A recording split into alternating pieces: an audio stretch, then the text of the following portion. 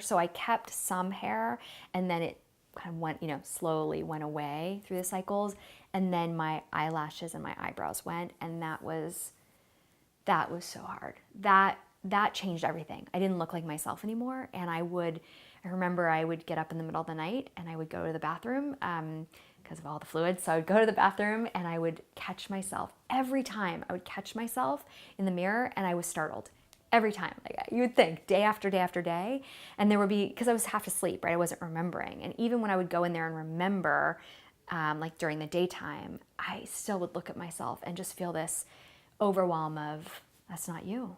Like that is not Arielle. That is someone else. And I think that, like I said, for me, the hair was just a piece of the puzzle. And so I could kind of acclimate to my whole body not feeling like me.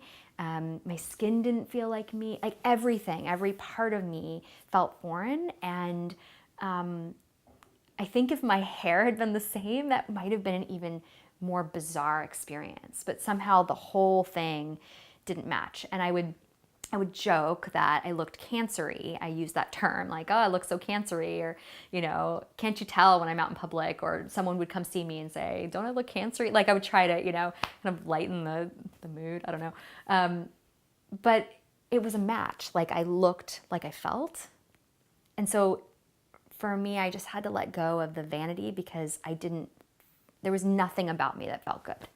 And so, so I didn't have any hair. And I covered my head up. I mean, I definitely wore hats. I was in treatment, I was in treatment from July through October.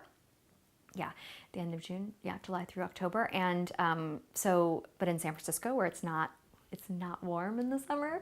So I was cold, I was thin, I was cold. And so I had just like really kind of simple, cute hats that I found. Almost like ski hats that were comfortable, would hold my head because my head would get tender too. As I said, not only when the hair was falling out, but just as it kept falling out. So I wanted something. I didn't want, like, knit was fine in the beginning and then it bothered me. So just finding what works for you. I know some people love scarves. I couldn't figure them out. Just wasn't my style.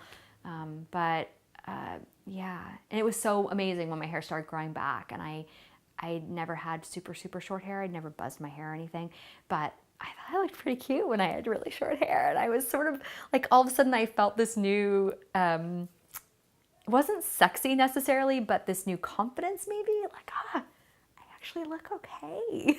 It was not a look I had ever intended, but it was fun. There was some joy in it, right? I mean, joy in the hair coming back just in general, but also joy in the styles.